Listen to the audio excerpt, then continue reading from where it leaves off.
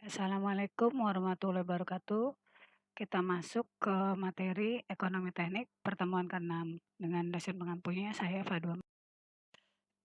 Nah, di sini kalian akan eh, mempelajari tentang analisis depresiasi mesin. Walaupun di pertemuan ketiga atau di bab 2 itu kalian sudah pernah belajar tentang depresiasi mesin. Nah, di sini saya akan mempresentasikan dengan formula-formula yang lain ya, walaupun pada intinya sama menghitung depresiasi mesin. Nah, di sini depresiasi itu penting ya untuk menghitung penyusutan nilai aset. Nilai aset apa saja ya seperti mesin, alat berat, dan gedung. Nah, penyusutan nilai ini akan berkurang baik aset tersebut dipakai ataupun tidak dipakai. Nah, sebelumnya saya juga sudah menerangkan ya. Nah, berkurangnya nilai aset yang dapat diakibatkan oleh pemakaian yang didasarkan umur layanan aset tersebut terbatas. Misalnya berkurangnya kapasitas alat akibat pemakaian baik menurut standar maupun secara berlebihan. Nah, maksudnya menurut standar dipakainya normal-normal saja atau misalnya secara berlebihan ya misalnya kalau misalnya dalam sehari itu bisa dipakainya hanya 12 jam tapi ini dipakai 24 jam. Nah, itu kan berarti berlebihan. Ataupun pemeliharaannya yang tidak teratur ya, misalnya kayak motor, mobil harusnya udah ganti oli belum tetapi tidak diganti ya. Oke, pemeliharaan yang tidak sesuai kebutuhan dan spesifikasi atau mungkin aset tersebut sudah ketinggalan ketinggalan zaman. Nah, ini juga, tetap ada nilai sisanya ya atau ada harganya meskipun sudah ketinggalan zaman. Nah, fungsi nilai aset itu satu dapat diperlambat dengan mengikuti dan merekam berdasarkan prosedur baku operasi dan pemeliharaan. Nah, seperti apa prosedur bakunya yaitu tadi bisa dilihat kalau misalnya kendaraan motor atau mobil bisa dilihat dari kilometernya ya. Nah, kalau dari pemeliharaannya ini bisa dilihat dari buku buku ininya apa untuk konsultasi ke bengkel. Itu dari situ kan juga bisa kelihatan ya. Kalau ya tapi itu juga kalau jujur gitu ya. Hmm. Fungsi nilai-nilainya dapat menghitung besarnya pajak ya. Jadi dari tahun pembelian pun sekarang kendaraan atau gedung bisa dilihat ya dari tahunnya. Jadi pajaknya berapa. Yang berikutnya dapat menghitung keberlangsungan fungsinya sehingga dapat diketahui suatu aset perlu diganti atau dijual ya. Lalu dasar untuk menghitung biaya operasi dan perawatan ya. Oke. Jadi ini bisa bisa dilihat dari umurnya juga ya. Kalau pemakaiannya normal itu hanya cukup perawatan, tapi kalau pemakaiannya berlebihan harus di-maintain atau di-repair. Nah, dalam bab ini akan didiskusikan dengan contoh beberapa metode perhitungan depresiasi mesin seperti metode yang pertama metode straight line direction depreciation ya atau SLD. Yang kedua metode declining balance depreciation atau DBD. Metode yang ketiga metode double declining balance depreciation atau DDBD. Yang keempat, metode sum of the years digit depreciation atau SOED. Nah, yang kelima, metode unit of production depreciation atau UPD. Nah, kalau di bab sebelumnya saya menerangkan hanya ada 4 metode. Nah, di sini ada 5 metode ya. Pada intinya kalau kalian menghitung dengan metode yang sebelumnya atau ini juga sama saja, nanti dilihat mana yang lebih kalian lebih familiar dan lebih mudah saja menggunakannya. Nah, untuk metode yang SLD ya atau rumus penyusutan garis lurus ya, ini nanti ada rumusnya. Rumusnya adalah P dikurangi S langsung dibagi dengan N. P itu adalah nilai biaya awal aset. Jadi waktu pertama kali kalian beli kendaraan, beli gedung ya, itu kita nyebutnya P. Sedangkan S ini adalah nilai sisa atau nilai jual ya di akhir tahun ke N. Di mana N itu adalah umur atau waktu layanan asetnya. Nah, itu rumusnya ini P dikurangi S per N. Sedangkan rumus nilai bukunya maksudnya misalnya kalian mesinnya itu diperkirakan per 5 tahun harus ganti ya. Saya nah, tapi kalian mau hitung, coba saya mau hitung di, tahun ketiga nilainya berapa sih, penurunannya dia per tahunnya berapa, atau pas di umur tahun ketiga, kendaraan saya ini, berapa harganya. Nah, ini pakai rumus yang ini, rumus nilai buku ya, oke. Ini nanti ada penjelasannya ya. Oke, nah ini juga ada nilai buku alternatifnya, ini rumusnya ini. Oke, nah P-nya adalah nilai biaya awal aset, S nilai sisa, N umur, T-nya itu akhir tahun penyusutan. Nah, itu yang mau kalian tinjau. Kayak tadi saya ngitung di tahun ketiga ya. Oke. Kalau SLD ini nilai susut per tahunnya. Jadi misalnya per tahun harganya di contoh yang di sebelumnya di bab 2 beli mesinnya harga 41 juta, setelah 5 tahun harga mesinnya hanya 1 juta. Nah, setelah kalian hitung dengan metode SLD, yang sekarang SLD, kalau sebelumnya pakai metode pertama sama sih metodenya ya, cuma beda rumus dan caranya. Di sana kelihatan per tahunnya mesin itu turunnya 8 juta. 8 juta, 8 juta, 8 juta selama 5 tahun, sehingga selama 5 kali ya dalam 5 tahun. Sehingga dalam 5 tahun harga mesinnya hanya sisa 1 juta. Nah, ini ya. Maka rumus nilai bukunya apabila T sama dengan N ya. N itu adalah nilai tahun totalnya. Oke, maka nilai buku pada akhir umur aset akan sama dengan nilai nilai sisa ya, dikorelasikannya seperti ini. Kita masuk ke contoh kasusnya. Misalnya kamu beli motor grader seharga 200 juta atau kalau dirupiahkan dengan 2 miliar. Di mana nilai sisanya setelah dipakai 5 tahun, harga motor gradernya hanya sisa 500 juta. Tentukanlah nilai penyusutan per tahunnya ya, per tahun motor gradernya, dan juga nilai bukunya pada tahun ketiga dengan menggunakan metode SLD ini. Oke. Maka tingkat laju penyusutannya, rumusnya tadi P dikurangin S dibagi N. P-nya ketika kalian pertama kali beli 2.000 juta, ya jadi satuannya harus sama ya. 2.000 juta dolar, ini pakai dolar ya. Nah, harga penyusutan di tahun kelimanya nih N, sisanya hanya 500. Sehingga penyusutan itu sudah bisa diperkirakan per tahunnya harga mesin grader itu tiap tahun berkurang nilainya sebesar 300 juta per tahun.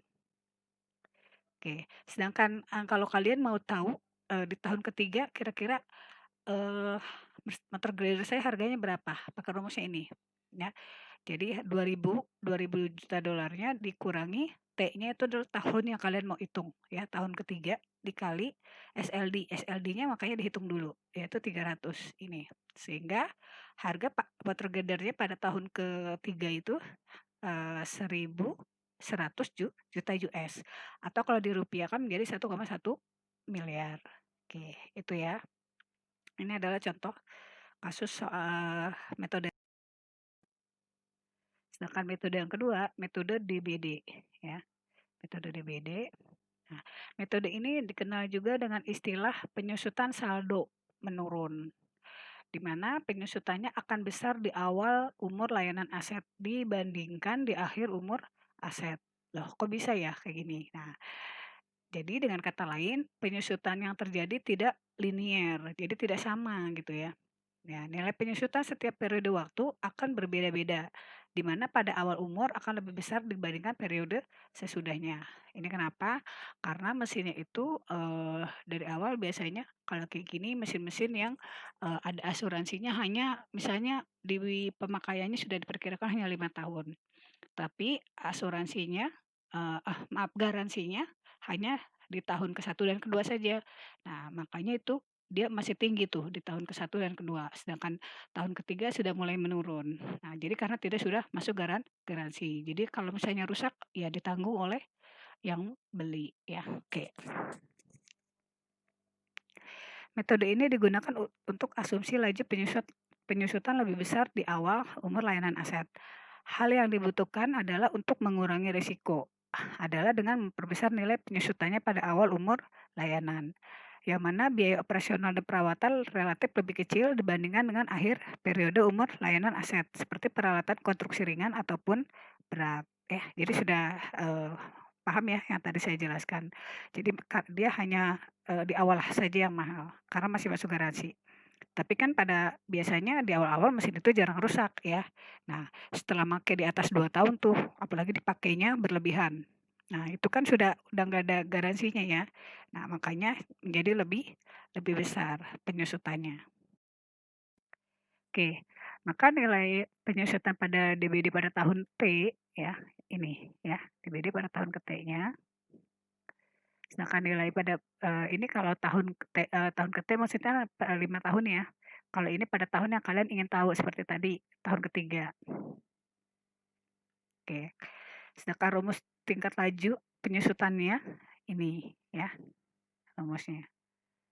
Oke, di mana P-nya masih sama, harga ketika awal beli, S-nya nilai sisa ya, ketika tahun kelima, N-nya umur pakainya sesuai dengan dibeli, waktu awal dibeli, bisa dipakainya 5 tahun, T-nya adalah akhir tahun penyusutan yang ingin ditinjau. Dan metode ini tidak bisa untuk nilai sisa yang nol atau tanpa nilai sisa. Jadi tidak bisa untuk seperti misalnya mesin yang sudah diperkirakan, tahun kelima udah nggak ada nilai sisanya. Nah, ini nggak berlaku rumus ini atau metode ini, ya. Jadi hanya bisa mesin yang, sudah ada, eee, oh dia perkiraannya lebih dari 5 tahun masih ada nilai sisanya. Jadi kalaupun, 5 tahun mau ganti, nggak masalah mau dijual, karena masih ada harganya. Ya, dibandingkan kalau mesin yang memang udah 5 tahun, ya udah jadi barang rongsokan gitu ya. Oke, contoh kasus 2, data yang digunakan merujuk pada kasus 1 ya. Jadi datanya sama ya, belinya tadi $2.000 ya, dengan harga, eee, akhirnya setelah 5 tahun itu $500 juta ya. Oke, tentukan nilai DBD untuk setiap periode waktu dalam bentuk tabel penyusutan setiap periode sampai akhir umur aset ya. Jadi dia diminta tiap tahunnya, berapa turunnya, penurunannya. Nah, kalau di contoh yang dulu penurunan per tahunnya itu dalam bentuk bentuk uang atau rupiah. Kalau sekarang penyusutannya ini dalam bentuk persentase. Nah ini ya. Juga dia diminta ada 2, diminta tabel penyusutan setiap periode, maksudnya setiap tahun ya, sampai akhir umur aset, berarti selama 5 tahun. Dan tentukan nilai buku pada tahun ketiga. Jadi ada 2 yang diminta ya. Nah untuk, tabel penyusutan periodenya, setiap periodenya itu didapat 24,21%, di mana rumusnya ini 1 dikurangi S per P. Ya, S-nya itu tadi nilai sisa setelah 5 tahun itu 500. P-nya ini nolnya harusnya di atas ya, 2.000 ya, $2.000. Oke, dengan, pangkat 1/5 ini pangkatnya kejauhan ya. Oke, sehingga didapati 24,21%. Sedangkan nilai buku pada tahun ketiga, nah ini B3-nya, ya rumusnya ini, P-nya 2.000, 10-nya ini udah rumus dikali D-nya. Nah ini D-nya harus dihitung dulu ya, 24,21%, pangkat T-nya 3, sehingga 870 juta. Ya, jadi pada tahun ketiga kalau yang di awal tadi, contoh yang metode pertama, harganya tadi sekian berapa ratus juta gitu ya. Nah kalau ini, oh iya 1,1 M ya. Di tahun ketiga harganya masih tinggi 1,1 M. Kalau di metode kedua ini harga di tahun ketiganya hanya 870 juta ya. Nah, ini ingat ya, ini hanya untuk mesin yang tidak harus punya nilai sisa. Kalau nilai sisanya nol tidak berlaku ya. Oke, tadi udah merujuk ke teorinya hanya untuk mesin-mesin kayak yang berat-berat ya. Oke, berat-berat.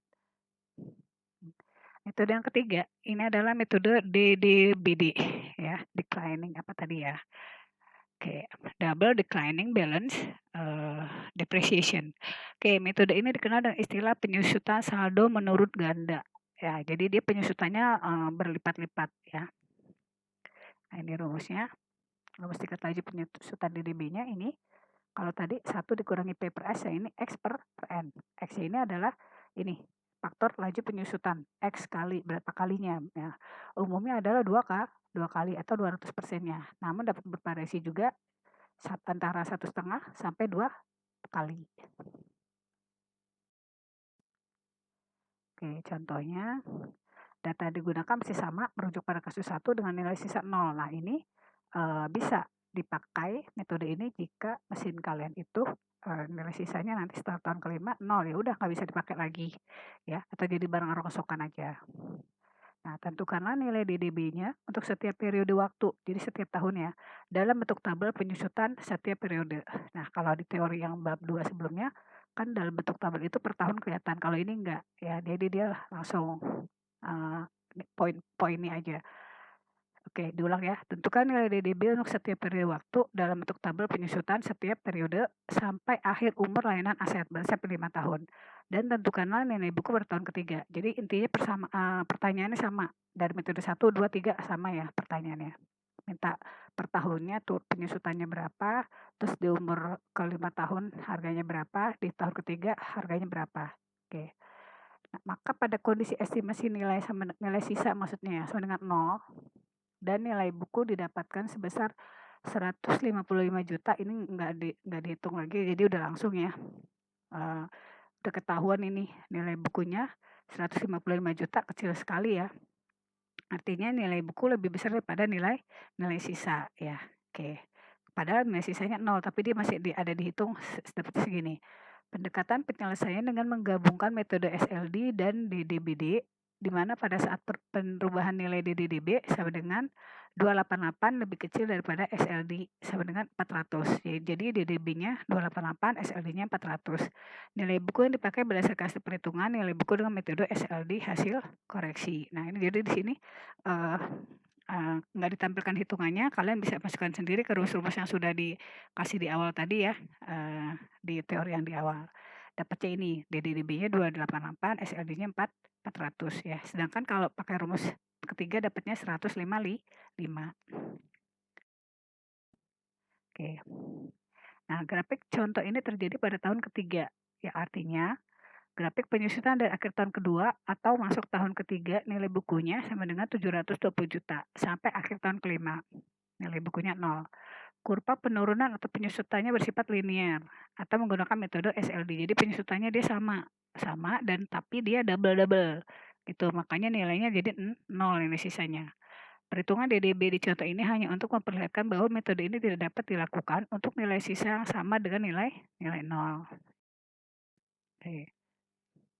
Nah, untuk metode keempat, metode ini dikenal dengan istilah penyusutan jumlah angka tahun. Nah, jadi kalian menentukan sendiri mau menyusutnya sampai tahun keberapa ya. Harus jago mengestimasi nilai ininya. Ya, kalau misalnya contoh mesin, misalnya blender. Kalau blender kan kalian pasti tahu, yang komponen yang paling aus pertama kali adalah apa? Itu bearingnya ya. Nah, itu kan karena dia muter terus. Nah, jadi hitung dulu nilai umur pakai bearingnya, berarti kalian baru tahu bahwa nilai pakainya mesin blender itu hanya misalnya 3 tahun. Nah, udah di situ udah tahu ya. Nah, metode ini dikenal dengan penyusutan jumlah angka tahun. Nah, ini kayak tadi, kayak blender hanya 3 tahun ya. Karena kalau kendaraan mobil dan motor ada lagi banyak yang dihitung nanti. Perhitungan dengan metode SOID akan menghasilkan kurva yang mirip dengan hasil perhitungan DBD ya. Yang pertama ini. Rumus depresiasi yang digunakan juga berdasarkan pembagi dari jumlah urutan periode tahun secara berurut selama masa layanan aset atau dikenal dengan sum of the years digit ya, oke, atau SIOD. Metode ini cocok untuk perhitungan penyusutan dengan nilai sisa sama dengan 0. Jadi sama juga dengan metode yang ketiga. Jadi kalau sisanya 0 ya bisa juga pakai ini ya, tapi dia penyusutannya tidak double ya. Tapi dia linear. Nah, linear itu mengikuti jumlah penyusutannya. Jika misalnya penyusutannya setahunnya 100 juta, maka tahun kedua 100 juta, tahun ketiga 100 juta, tahun keempat 100 juta. Begitu terus ya. Nah, ini rumus SOID-nya. Ini rumus nilai penyusutan pada tahun ke-T, kalau kalian misalnya mau tahu di tahun ketiga berapa nyusutnya. Nah, maaf, ini penyusutan pada tahun ke-T beserta tahun kelima secara keseluruhan kan mengacu pada soal nomor 1 ya. Nah, mesin ini hanya bisa dipakai sampai 5 tahun. Rumusnya ini, kalau ini nilai bukunya kalau kalian mau tahu di tahun ketiga. Ya, jadi rumusnya itu, ini ya. Oke, tinggal masuk-masukkan saja nanti. Sama juga tadi T itu apa, tahun berjalan, N tahun berjalan ini 1 angka, ini nilai, waktu beli di awal, ini nilai sisa, ini nilai sisa ya. Nggak ada yang beda, sini semua sama, tinggal masukkan saja ke dalam rumus. Oke, nah ini sama, ini juga sama, D-nya, S-nya, MAP-nya, S-nya sama, N-nya, T-nya juga sama. Data yang digunakan merujuk pada kasus 1.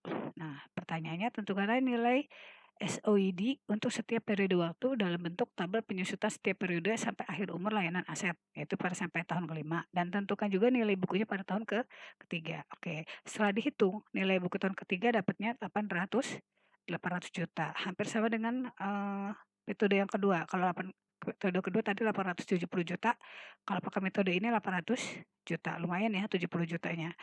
Nah, penyusutan metode SOID ini lebih besar di awal umur layanan dibandingkan dengan penyusutan dengan metode DWD atau metode yang pertama ya. Jadi di sini memang hitungannya tidak ditampilkan, tapi kalian langsung masukkan aja ke rumus-rumus. Nah, ini langsung dikasih nilai tampilan nilai akhirnya. Oke.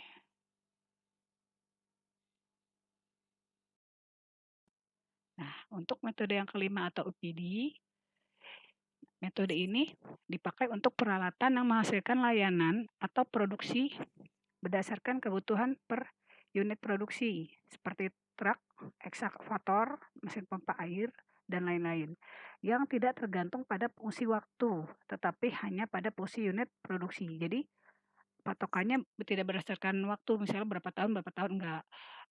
Bisa jadi dia setiap hari nonstop dipakai, ya 24 jam, 7 hari dalam seminggu. Nah, atau bisa juga satu hari hanya 2 shift, hanya 12 jam. Jadi tergantungnya hanya pada fungsi unit produksi. Jadi, tergantung pada pemakaian istilahnya ya, bukan terhadap, waktu.